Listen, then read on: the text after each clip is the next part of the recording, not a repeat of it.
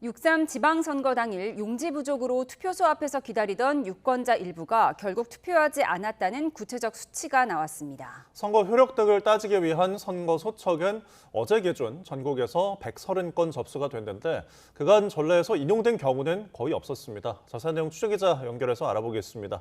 박혜지 기자, 본투표 당일 용지 부족 끝에 실제 투표가 이뤄지지 않은 사례들이 확인되고 있죠? 네, 그렇습니다. 조현욱 선관위 진상규명위원장이 아침 라디오에서 투표용지 부족 사태가 가장 심했던 서울 송파구 선관위 관할 잠실 7동 2투표소 사례를 언급했습니다. 해당 투표소에 오후 6시까지 온 유권자에게 대기표 175매를 발매했는데 17매가 회수되지 않아 밤 10시까지 투표를 연장했지만 결국 12명은 하지 않았다고 설명했습니다. 12명은 참정권을 침해받은 것 아니냐는 사회자 질문에 조 위원장은 그렇다면서 투표하러 갔는데 용지가 없었고 기다리다가 돌아가서 투표하지 못한 거라고 부연했습니다. 진상규명위는 이곳을 포함해 투표가 중단됐던 26곳 투표소에서 이 같은 구체적인 정황이 담긴 투표록을 들여다보고 있습니다. 진상규명위는 또 당시 중앙선관위원장과 사무총장에게 보낸 서면 질의서 답변을 받았는데요. 오후 3시부터 시작한 회의에서 이를 살피겠다고 YTN에 밝혔습니다. 이와 함께 선관위는 오후 6시 반에는 강동환 사무총장 직무대리 주재로 대학생들과 공개 면담도 진행합니다. 최근 시국 선언에 나섰던 학생들을 중심으로 투표지 부족 사태 당시 선관위 대응 현황과 질의응답이 이뤄질 계획입니다. 네, 선거 결과에 이의를 제기하는 선거 소청 접수 현황도 정리해 주시죠. 네, 지금 이 시각에도 이곳 중앙선관위에 선거 소청을 접수하러 오는 발길이 이어지고 있는데요. 중앙선관위는 선거 효력 등을 따지는 선거 소청이 어제 기준 전국에서 모두 130건 접수됐다고 YTN에 밝혔습니다. 서울시장 선거만 10건을 포함해 전국 광역단체장 선거소청 36건, 그리고 광역비례의원이 32건이고 교육감 선거는 21건이 접수됐습니다. 시도선관위 가운데는 기초단체장 10건, 광역의원 9건, 그리고 기초의원 8건, 기초비례의원 7건 등이 각각 접수된 거로 파악됐습니다. 공직선거법에선 선거 효력을 따지는 소청기한을 선거일로부터 14일로 잡고 있는데 그게 바로 오늘입니다. 다만 선관위 측은 당선 효력을 따지는 소청의 경우 서울시장은 당선 시점이 늦춰진 만큼 소청 기한이 19일까지 조금 더 여유가 있다고 설명했습니다. 소청이 접수되면 선관위 소청심사위에서 60일 안에 결정을 내려야 하는데요. 선관위 측은 YTN에 최근 10년간 지방선거에서 접수된 선거소청 모두 56건 가운데 선거 효력을 따지는 소청이 인용된 사례는 없었다고 밝혔고요.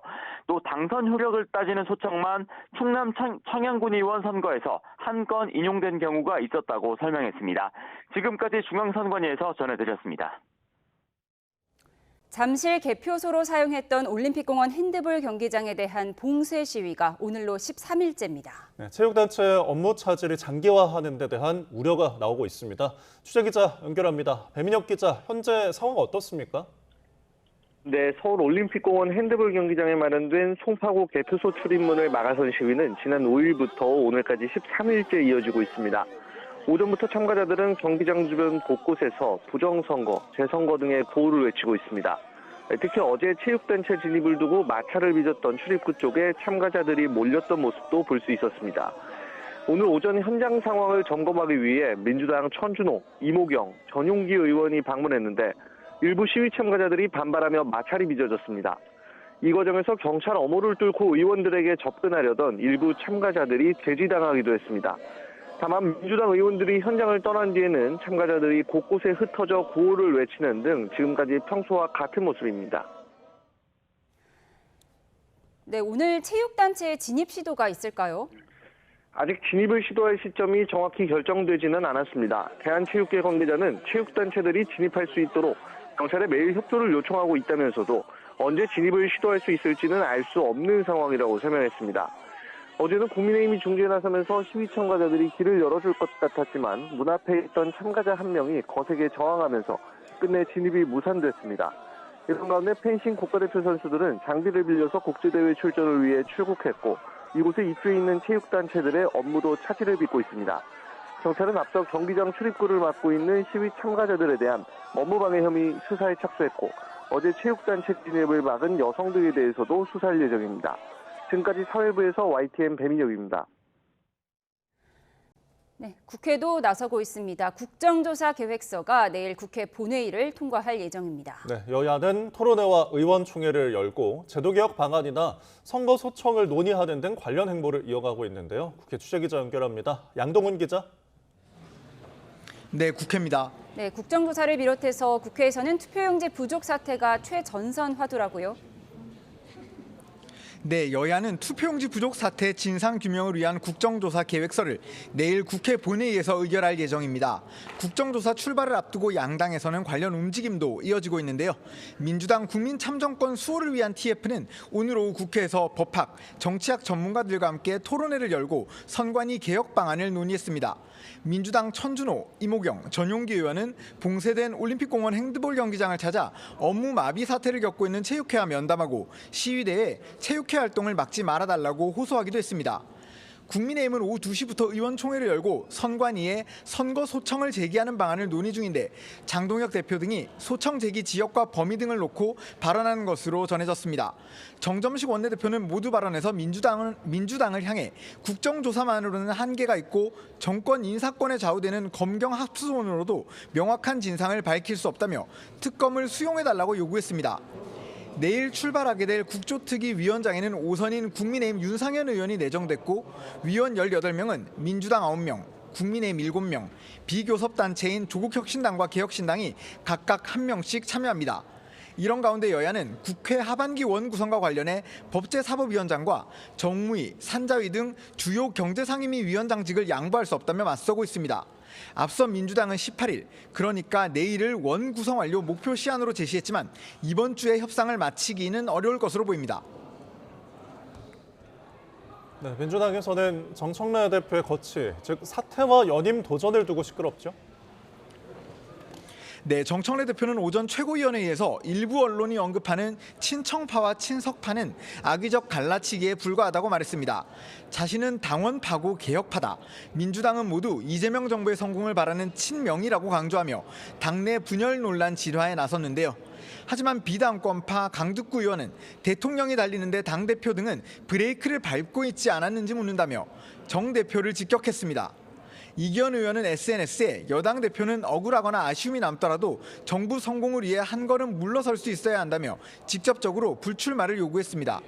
한편 이재명 대통령은 유럽 순방 출국 당시 정청래 대표를 초대하지 않아 이른바 명심을 보여줬다는 논란이 일었는데요. 귀국길에는 정청래 대표가 나갈지 관심이었는데 조금 전 청와대는 귀국 환영 행사에 정 대표와 한병도 원내대표 등 당 지도부를 초대했다고 공지했습니다. 물론 김민석 국무총리도 참석합니다. 네, 국민의힘 장동혁 대표를 두고도 사퇴론이 분출하고 있죠. 네, 국민의힘은 선관위 선거 소청을 논의하기 위한 의원총회를 열었습니다. 정점식 원내대표가 모두 발언을 마친 뒤 비공개로 회의가 진행되고 있는데요. 비공개 전환 직전에 송석준 의원이 공개 발언을 요청했다가 의원들 간 실랑이가 벌어지기도 했습니다. 오늘 의총에서는 장동혁 대표의 거취를 두고서도 격론이 벌어질 것으로 보이는데 특히 당내 소장파로 꼽히는 대안과 미래 의원들이 발언을 이어가고 있는 것으로 전해졌습니다. 사퇴를 요구하는 목소리가 점점 커지는 가운데 장 대표는 재선거와 올림픽공원 봉쇄 등을 언급하며 사퇴 요구를 거부하고 있습니다. 오세훈 서울시장은 오늘 서울중앙지방법원에서 열린 재판에 출석하면서 장동혁 지도부는 수명을 다했다며 의원총회에서 지도부의 거취에 대해 충분히 논의해달라고 말하기도 했습니다. 지금까지 국회에서 YTN 양동훈입니다. 오세훈 서울시장의 이른바 명태균 여론조사비 대납 의혹 1심 결심 공판에서 특검이 징역 1년 6개월을 구형했습니다. 특검은 오 시장이 국민 신뢰를 훼손했다고 지적했는데 오 시장은 정치적 목적에 있는 하명 수사라고 반발했습니다. 취재기자 연결해 자세히 들어보겠습니다. 권준수 기자. 네, 서울중앙지방법원입니다. 네, 특검이 오 시장에게 당선 무효형을 내려달라고 요청한 거죠. 그렇습니다. 김건희 특검은 서울중앙지방법원에서 열린 오세훈 시장의 정치자금법 위반 혐의 1심 결심 공판에서 징역 1년 6개월을 구형했습니다. 특검은 오 시장이 유력 정치인으로서 누구보다 정치자금법을 준수해야 할 지위가 있음에도 책임을 회피하고 국민 신뢰를 훼손했다고 지적했는데요. 선출직 공무원이 정치자금법 위반으로 벌금 100만 원 이상의 형을 대법원 판결로 확정받으면 직을 잃게 됩니다. 오 시장은 지난 2021년 서울시장 보궐선거를 앞두고 명태균 씨에게 10차례에 걸쳐 여론조사를 부탁하고 사업가 김한정 씨를 통해 비용 3,300만 원을 대신 내도록 한 혐의를 받고 있습니다. 특검은 이 같은 대납 의혹에 얽혀있는 강철원 전 서울시 정무부시장과 오 시장의 후원자로 알려진 사업가 김한정 씨에게도 각각 징역 1년을 선고해 줄 것을 재판부에 요청했습니다. 네, 오세훈 시장은 이번 특검의 수사와 기소 모두 정치적 목적에 있다며 반발하고 있죠.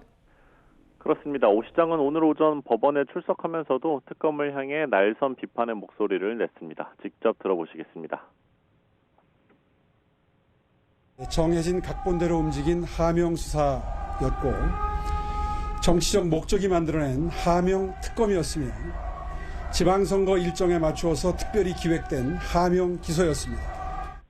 오 시장은 피고인 신문에서도 특검이 명태균 씨와의 통화 기록을 근거로 여론조사 의뢰 정황을 캐묻자 명 씨에게 일을 시킨 적이 없다며 혐의를 전면 부인했는데요. 법정에선 오 시장 측의 최후 변론이 이어지고 있습니다. 오 시장 측은 이번 사건이 명태균 씨의 보복성 사기극이라며 과거에 조작된 여론조사 문제로 캠프에서 쫓겨난 명 씨가 앙심을 품고 허위 주장을 폈다고 주장했습니다. 또 특검의 증거 역시 풍문 수준이라며 여론조사 대납을 입증할 객관적 물증이 전혀 없다고 반박했습니다. 지금까지 사회부에서 전해드렸습니다. 올해 미국과 이란 간 종전 양해각서 서명식은 스위스 알프스산에 있는 휴양지에서 개최됩니다.